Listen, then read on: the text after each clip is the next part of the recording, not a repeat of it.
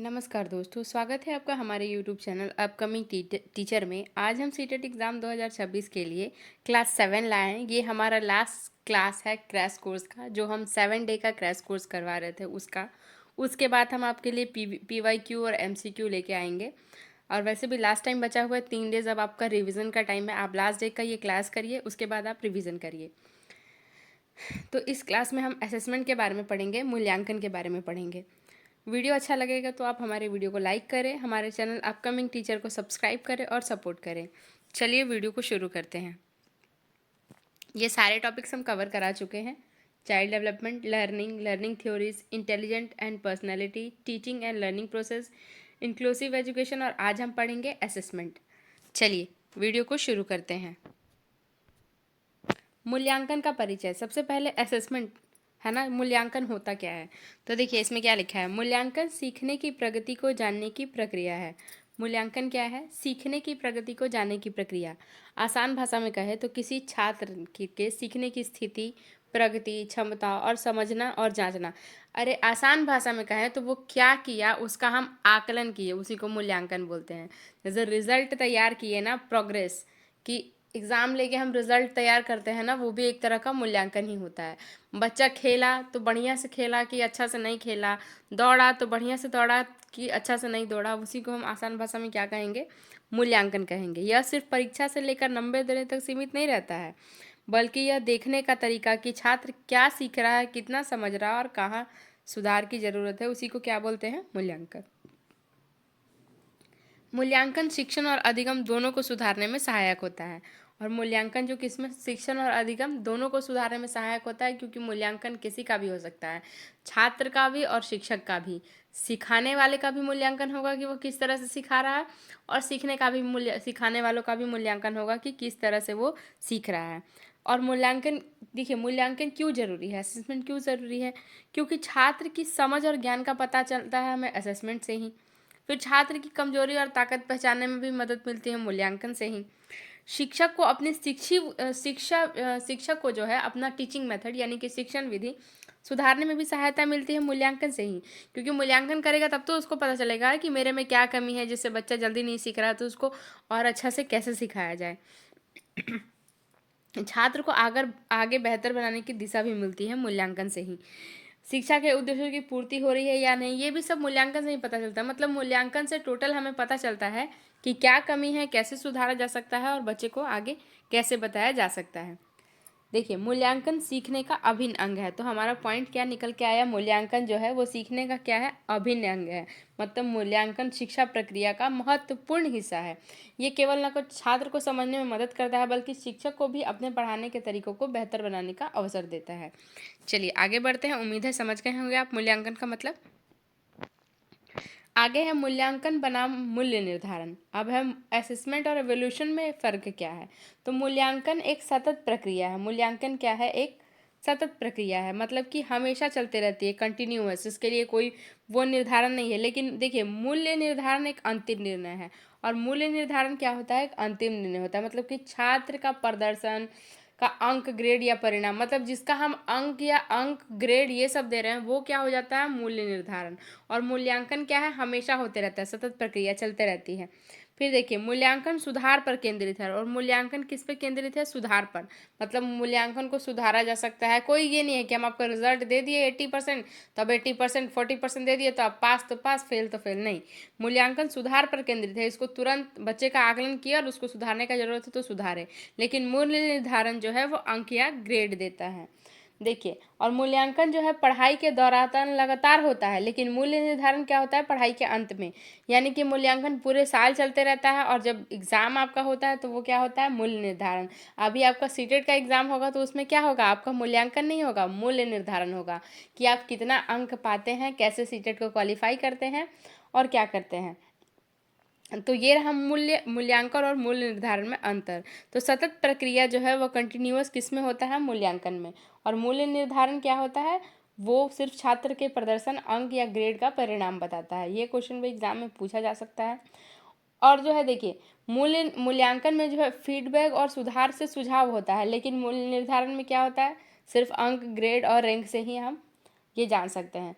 सरल भाषा में कहा जाए तो शिक्षक कक्षा में सवाल पूछकर देखता है कि छात्र समझ रहा है कि नहीं, तो ये क्या हो गया, इसका मूल्यांकन हो गया। लेकिन वार्षिक जो हमारा लास्ट का जो एग्ज़ाम हो रहा है वो लेके और 70 अंक देना, 80 अंक देना, तो वो क्या हो गया, मूल्य निर्धारण हो गया। मूल्यांकन जो है सीखने को बेहतर बनाने के लिए होता है और मूल्य निर्धारण सीखने के परिणाम को मापने के लिए होता है। दोनों एक दूसरे से जुड़ा हुआ है। मूल्यांकन किस लिए होता है, सीखने के को बेहतर बनाने के लिए, और मूल्य निर्धारण होता है सीखने के परिणाम को मापने के लिए। तो उम्मीद है आपको ये क्लियर हो गया होगा। आगे बढ़ते हैं। मूल्यांकन के प्रकार आगे हैं कि मूल्यांकन का क्या क्या प्रकार हैं। तो पहला लिखा हुआ है गठनात्मक मूल्यांकन, यानी कि फॉर्मेटिव असेसमेंट। फॉर्मेटिव असेसमेंट क्या होता है, पहले ये लिखा हुआ है, तो पहले हम इसके बारे में जानेंगे। यह सीखने के दौरान किया जाता है। क्या होता है ये, क्या होता है, सीखने के, फॉर्मेटिव असेसमेंट कब होता है, सीखने के दौरान किया जाता है। जब बच्चा सीख रहा है ना, तो उसका हम क्या कर रहे हैं, टेस्ट ले रहे हैं, तो उसको क्या बोलते हैं हम, फॉर्मेटिव असेसमेंट। इसका उद्देश्य सुधार करना होता है। जैसे हम क्लास टेस्ट लिए ना, ये गठनात्मक लिखा हुआ है ना, इसको निर्माणात्मक मूल्यांकन भी बोलते हैं, निर्माणात्मक मूल्यांकन भी बोलते हैं। क्या बोलते हैं इसको, निर्माणात्मक मूल्यांकन, जिसको फॉर्मेटिव असेसमेंट बोलते हैं। मतलब ये पढ़ाई के दौरान लगातार होते रहता है। जैसे कि आपसे क्लास में प्रश्न पूछ लिया गया, ओरल टेस्ट करा लिया गया, फिर क्या किया गया, होमवर्क दिया गया, क्लास वर्क दिया गया, उस सबको हम क्या बोलते हैं, फॉर्मेटिव असेसमेंट। और ये सीखने के दौरान ही हो रहा है जब कक्षा चल रही है। और इसमें क्या होता है कि सुधार और फीडबैक इसमें दिया जाता है ना, कि एक बच्चा में कहाँ कमी है वहाँ पे सुधार करेंगे, उसका फीडबैक देंगे, ये सब। फिर होता है संकलनात्मक मूल्यांकन। फिर होता है क्या, ये थोड़ा सा वो हो गया है, मिस टाइप हो गया है। इंग्लिश में आप देखिए समेटिव असेसमेंट, यानी कि संकलनात्मक मूल्यांकन। यह सीखने के अंत में किया जाता है, जो अंत में लास्ट में जो एग्ज़ाम होता है ना, पाठ्यक्रम के अंत में वो होता है। और इसका उद्देश्य परिणाम जानना होता है, जैसे कि वार्षिक परीक्षा। तो मैंने बताया ना, ये जो फॉर्मेटिव असेसमेंट हो गया, ये क्या हो गया, मूल्यांकन के तहत हो गया। और ये जो लास्ट में हुआ परिणाम जानने के लिए समेटिव असेसमेंट, तो ये क्या हो गया, मूल्य निर्धारण हो गया। ठीक है, चलिए आगे बढ़ते हैं। आगे है सतत एवं व्यापक मूल्यांकन।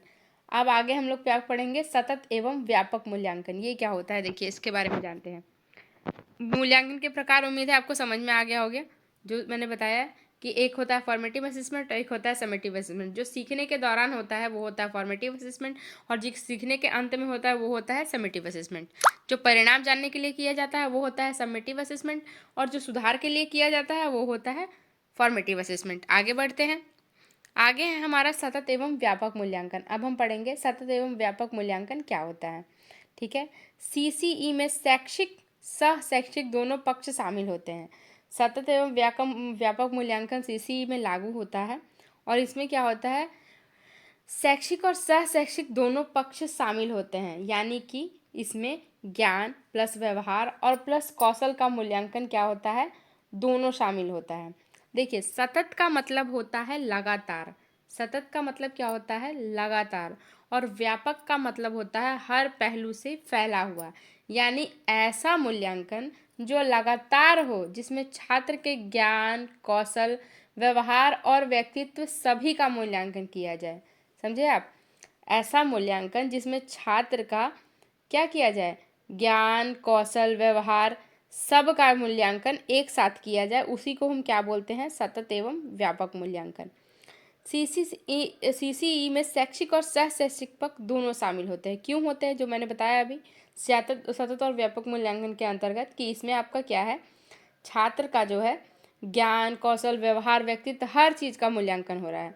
सतत एवं व्यापक मूल्यांकन वह प्रक्रिया है जिसमें छात्र का मूल्यांकन पढ़ाई के दौरान लगातार समग्र रूप से किया जाता है, न केवल परीक्षा के आधार पर, बल्कि क्या, हर चीज़ के आधार पर। पढ़ाई के दौरान सुधार के लिए फीडबैक, जैसे कि क्लास टेस्ट हो रहा है, होमवर्क हो रहा है, ओरल टेस्ट हो रहा है, तो वो सब क्या हो गया, सतत मूल्यांकन हो गया। सतत और व्यापक मूल्यांकन में वो सब क्या हो गया, सतत मूल्यांकन। और व्यापक क्या हुआ कि आप छात्र से ज्ञान की बातें कर रहे हैं, व्यवहार की बातें कर रहे हैं, खेल कूद में आपका क्या इंटरेस्ट है उससे रिलेटेड बातें कर रहे हैं। और सतत एवं व्यापक मूल्यांकन को ही सीसीई कहा गया है, जो अभी लागू हुआ है, कंटिन्यूअस एंड कंप्रीहेंशन इवोल्यूशन। देखिए, अब अभी का जो पढ़ाई है उसमें सीसी इसलिए लागू किया गया क्योंकि सीसी वह प्रक्रिया है जहां छात्र के ज्ञानात्मक और सहज्ञानात्मक यानी कॉग्निटिव और को कॉग्निटिव दोनों क्षेत्र में निरंतर मूल्यांकन होता है। सीसीई का जो मुख्य भाग होता है ना, वो पढ़ाई के दौरान होता है, जैसे क्लास टेस्ट हो गया, गृह कार्य हो गया, ओरल टेस्ट हो गया, और भी गतिविधियां हो गई। और उसमें क्या है, व्यापक मूल्यांकन के तहत क्या होता है कि उनका व्यवहार, खेल, कला, अनुशासन, उन सबसे जुड़े क्या होते हैं, प्रश्न इसमें शामिल होते हैं। तो देखिए, सीसीई के बालक के सर्वांगीण विकास पर केंद्रित होता है, और सीसीई जो है वो क्या होता है, बालक के सर्वांगीण विकास पर केंद्रित होता है। सीसीई का उद्देश्य क्या था कि रटने की प्रवृत्ति को कम किया जाए। बच्चे को ये नहीं कि आप रट के याद कर लो, छात्र का समग्र विकास करना, परीक्षा का तनाव घटाना। अब बच्चे को हम लगातार क्लास में टेस्ट ले रहे हैं तो परीक्षा का तनाव घट रहा है ना, एक बार उसका मूल्यांकन नहीं कर रहे हैं, बार बार उसका मूल्यांकन कर रहे हैं, बार बार बच्चे को जांच रहे हैं, बार बार बच्चे में सुधार कर रहे हैं। फिर कमज़ोर छात्रों की पहचान करना और सीखने की गुणवत्ता को बढ़ाना, और यही क्या है, सीसीई का मेन फोकस था। सीसीई केवल परीक्षा नहीं बल्कि छात्र के पूर्ण विकास का मूल्यांकन है, यानी सतत व्यापक मूल्यांकन जो है केवल परीक्षा नहीं है, वो छात्र के पूर्ण विकास का मूल्यांकन है। इसमें टेस्ट होता है, प्रोजेक्ट होता है, व्यवहार होता है, खेल और कला, ये सब किस में शामिल होता है, सीसीई में। तो सीसीई परीक्षा के दबाव को कम करता है। क्या करता है सीसीई, हमारे परीक्षा के दबाव को कम करता है। चलिए आगे बढ़ते हैं। आगे है निदानात्मक मूल्यांकन। आगे है हमारा डायग्नोस्टिक असेसमेंट यानी निदानात्मक मूल्यांकन। निदानात्मक मूल्यांकन सीखने की कठिनाइयों का पहचान कराता है। यह उपचारात्मक शिक्षण के आधार पर बना हुआ है। जो हमने रिमेडियल टीचिंग पढ़ा था ना, उसी के आधार पर बना है निदानात्मक मूल्यांकन। निदानात्मक मूल्यांकन वह है जिसके द्वारा यह पता लगाया जाता है कि छात्र को सीखने में किस विषय या किस बिंदु पर कठिनाई हो रही है और उसका कारण क्या हो रहा है। जैसे मान लीजिए सरल भाषा में कि जैसे डॉक्टर बीमारी की जांच करता है ना, वैसे ही छात्र जो है शिक्षक जो है छात्र की सीखने की समस्या की जांच करता है, और उसी को क्या बोलते हैं, निदानात्मक मूल्यांकन बोलते हैं। निदानात्मक मूल्यांकन वह प्रक्रिया है जिसमें छात्र की सीखने की कमियों, गलतियों और कठिनाइयों का पहचान किया जाता है। उम्मीद है आपको समझ में आ गया होगा। जैसे हम रिमेडियल टीचिंग में करते थे ना, सेम उसी तरह से निदानात्मक मूल्यांकन का उद्देश्य देखिए क्या है। इसमें छात्र की सीखने की समस्या का पहचान हो जाता है, कमजोर विषय या टॉपिक का पता चल जाता है ना कि छात्र किस विषय में कमजोर है, किस टॉपिक में कमजोर है, ये हमें पता चल जाता है। उसके बाद क्या होता है कि गलती का कारण पता लग जाता है कि उसको क्या प्रॉब्लम है। जैसे मैंने आपको पिछले वीडियो में पढ़ाया था ना, उसको डिसकैलकुलिया है या डिसग्राफिया है या डिसलेक्सिया है। आप बताइए कमेंट में कि डिसकैलकुलिया, डिसग्राफिया और डिसलेक्सिया क्या है, क्या कारण है। आप कमेंट में आंसर ज़रूर बताइए। फिर जो है सुधार के लिए सही योजना बनाता है, और उसके बाद टीचर जो है सुधार के लिए सही योजना बनाता है। छात्र में क्या कमी है उसके सुधार का योजना बनाया जाता है शिक्षक के द्वारा, जिससे उनका क्या किया जाए, निदानात्मक मूल्यांकन किया जाए। ये हम लोगों ने जो पिछले चैप्टर में पढ़ा ना, रिमेडियल टीचिंग, उसी के आधार पर है। और देखिए इसकी विशेषताएं क्या क्या होंगी कि यह एक विशिष्ट होता है, यह समस्या केंद्रित होता है। जैसे ही हमें समस्या का पता चला तुरंत उसका उपचार किया, सुधार से पहले किया जाता है। ये नहीं कि बच्चा का रिजल्ट आ गया उसके बाद हम कर रहे हैं, नहीं। और छात्र केंद्रित होता है, बिल्कुल छात्र से जोड़ा होता है। जैसे कि मान लीजिए एग्जाम्पल आपको मैं देती हूँ, गणित कोई भी मैथ का छात्र है, वो जोड़ नहीं पा रहा है, तो बताइए उसको क्या प्रॉब्लम है, डिसकैलकुलिया, डिसग्राफिया या डिसलेक्सिया। कमेंट में आंसर ज़रूर बताइए। तो वो किस स्टेप में गलती कर रहा है इसका पहचान शिक्षक करेगा, उसके बाद उसका वो उपचार करेगा कि उसको कहाँ गलती हो रहा है, क्या नहीं समझ में आ रहा है और कैसे उसको समझाना चाहिए। इसी को हम क्या बोलते हैं, निदानात्मक मूल्यांकन बोलते हैं। और ये क्या करता है, सही उपचारात्मक शिक्षण में मदद करता है, छात्र का आत्मविश्वास बढ़ाता है कि हमें टीचर स्टेप बाय स्टेप मदद कर रहा है, और सीखने की गति को सुधारता है। निदानात्मक मूल्यांकन जो है छात्र की समस्या पहचान करने की चाबी है, जिससे शिक्षक प्रभावी तरीके से इसे सुधार कर सकता है। चलिए आगे बढ़ते हैं। आगे है मूल्यांकन के उपकरण। अब जो है मूल्यांकन के उपकरण कौन कौन से हैं, आप कैसे मूल्यांकन कर सकते हैं। तो प्रश्न पत्र ज्ञान की जांच करता है, सही बात है। अगर आप क्वेश्चन कोई भी लिखित परीक्षा आपसे लिया जाए, रिटन टेस्ट, तो आपका जो प्रश्न पत्र होगा, मान लीजिए यूनिट टेस्ट ले रहे हैं या पीरियोडिक टेस्ट ले रहे हैं या फिर जो भी ले रहे हैं, वार्षिक परीक्षा ले रहे हैं, तो उसमें क्या है, प्रश्न पत्र ज्ञान की आपकी जांच करता है। ज्ञान और समझ जांचने के लिए आपको ऑब्जेक्टिव क्वेश्चन दिए जाते हैं, लॉन्ग टाइप क्वेश्चन दिए जाते हैं, शॉर्ट टाइप क्वेश्चन दिए जाते हैं। आप किस तरह से उसका आंसर कर रहे हो, किस तरह से लिख रहे हो, कितना आप सोच समझ विकसित करके उस प्रश्न का जवाब दे रहे हो, तो ये प्रश्न पत्र जांच करना ही क्या है, मूल्यांकन के उपकरण है। फिर है अवलोकन, व्यवहार को समझने में सहायक होता है। ऑब्जर्वेशन भी, मान लीजिए छात्र के व्यवहार, रुचि और सहभागिता का निरीक्षण। अब किसी चीज़ में उसको इन्वॉल्व कर दिए और आप ऑब्जर्व कर रहे हैं कि बच्चा कैसे एक्टिविटी कर रहा है, जैसे कि कक्षा में कोई भागीदारी ले लिए या अनुशासन में, किसी भी चीज़ में ऑब्जर्वेशन करके हम मूल्यांकन कर सकते हैं। फिर क्या है, मौखिक, मान लीजिए आप ओरल टेस्ट कर रहे हैं ना, तो उससे भी क्या होता है, बच्चों का मूल्यांकन होता है। परियोजना कार्य का कौशल मूल्यांकन करता है।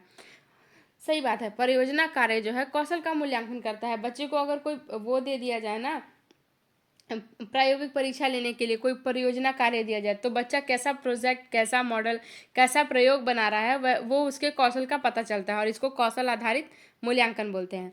अनेक उपकरण इज इक्वल टू बेहतर मूल्यांकन, मतलब कि जितने हम उपकरण का इस्तेमाल करेंगे उतना ही क्या होगा, बेहतर मूल्यांकन होगा। बहुत सारा मूल्यांकन होता है, यहाँ पे 3 लिखा हुआ है, जैसे हो गया आत्म मूल्यांकन, फिर हो गया साक्षात्कार यानी जो इंटरव्यू होता है, प्रश्नावली जिसमें बच्चों की राय लेते हैं, फिर होता है रेटिंग स्केल, चेकलिस्ट, अवलोकन, बहुत सारे मूल्यांकन हैं। तो हमको क्या पता चला कि जितने उपकरण का हम इस्तेमाल करेंगे उतना क्या होगा, बेहतर मूल्यांकन होगा। यानी मूल्यांकन के उपकरण शिक्षक और छात्र को समग्र और निष्पक्ष मूल्यांकन करने में मदद करता है। उपकरण से ही निष्पक्ष मूल्यांकन हो सकता है, क्योंकि हम देख के नहीं बता सकते, लेकिन जब सभी बच्चों का टेस्ट लिए, सभी बच्चों से पूछे, तो जैसे जैसे बच्चा जवाब दिया वैसे वैसे क्या होगा, उसका निष्पक्ष मूल्यांकन होगा। अलग अलग उपकरणों का सही उपयोग करके शिक्षा की गुणवत्ता बढ़ाती है, और अलग अलग उपकरण क्या है, हमारी शिक्षा की गुणवत्ता को बढ़ाती है। चलिए आगे बढ़ते हैं। तो हमने क्या क्या पढ़ा, बाल विकास, हम ये फुल रैपिड रिवीजन बता रहे हैं जो हमने आपको 7 डे क्रैश कोर्स में पढ़ाया। आज हम लोग का 7 डेज का क्रैश कोर्स ख़त्म हो गया। आपको मैं लास्ट टाइम में टिप्स का एक वीडियो भी बनाऊंगी और MCQ वगैरह भी कराऊंगी कि आप क्या करके अच्छे स्कोर ला सकते हो एग्ज़ाम में। तो हमने क्या क्या पढ़ा 7 दिनों में, बाल विकास निरंतर चलता है, चाइल्ड डेवलपमेंट क्या है, कंटिन्यूअस चलता है, अधिगम किससे होता है, अनुभव से होता है, सेकेंड चैप्टर में हमने पढ़ा था। और पढ़ा था प्रयास एवं त्रुटि का सिद्धांत थर्नाडाइक से संबंधित है, बिल्कुल। पुनर्बलन स्किनर से संबंधित है। बुद्धि अनुकूलन की क्षमता है। विद्यार्थी केंद्रित शिक्षण अर्थपूर्ण अधिगम कराता है, यानी कि बाल केंद्रित शिक्षण जो है, और समावेशी शिक्षा सभी के लिए शिक्षा है। ये सब हमने पढ़ा आपने 7 डेज क्रैश कोर्स में। अगर आप इतना भी वीडियो देख के चले जाते हो 7 दिन का, तो मैं आपको गारंटी देती हूँ कि आपका पेडागोजी में 70+ मार्क्स ज़रूर आएगा। थोड़ा बहुत इंग्लिश का पैसेज और थोड़ा बहुत हिंदी का पैसेज का अगर आप प्रैक्टिस कर लेते हो और पेडागोजी को अच्छे से पढ़ के जाते हो, तो आप बिल्कुल सीटेट क्वालिफाई कर जाओगे। मैं आपको इस बात का गारंटी देती हूँ। चलिए आगे बढ़ते हैं। आगे हमारा क्वेश्चन बन के आता है, सीखने के दौरान किया जाने वाला मूल्यांकन क्या कहलाता है। तो क्या कहलाता है, फॉर्मेटिव असेसमेंट कहलाता है, जो हम सीखने के दौरान करते हैं, और सीखने के बाद जो करते हैं, जो वार्षिक परीक्षा होती है, वो होता है समेटिव असेसमेंट।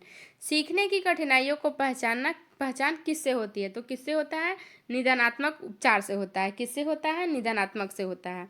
CCE का मुख्य उद्देश्य क्या है, तो CCE का मुख्य उद्देश्य क्या है, सर्वांगीण विकास। CCE का मुख्य उद्देश्य क्या है, सर्वांगीण विकास। तो ये रहा हमारा आज का वीडियो। अगर आपको वीडियो अच्छा लगे तो हमारे वीडियो को लाइक करें, शेयर करें और हमारे अपकमिंग यूट्यूब चैनल को सब्सक्राइब करें। आज आपका क्रैश कोर्स कंप्लीट हो गया। आप पता है आपको कि 82 मार्क्स चाहिए OBC को पास करने के लिए और 90 मार्क्स चाहिए जनरल को पास करने के लिए। तो आप मेरी बात मानिए और पेडागोजी को ध्यान से बस एक बार आप पूरा रिवीजन करिए, और बाकी अगर आपको थोड़ा सा भी कमांड है अपने हिंदी इंग्लिश पे, तो आप आराम से इस सीटेट एग्ज़ाम को क्वालिफाई कर जाएंगे। बाकी मैं और भी वीडियो लेके आऊँगी। अभी आपका 2-3 दिन टाइम है एग्ज़ाम का, 2 दिन मान के चलिए, आज 4 तारीख है, तो 5 और 6, 7 से तो एग्ज़ाम ही है। तो कल और परसों मैं एक टिप्स और ट्रिक्स का भी वीडियो बनाऊंगी और आपके लिए MCQ PYQ का कुछ क्वेश्चन भी सिलेक्ट करके लाऊंगी। बाकी मिलते हैं नेक्स्ट वीडियो में, तब तक के लिए धन्यवाद।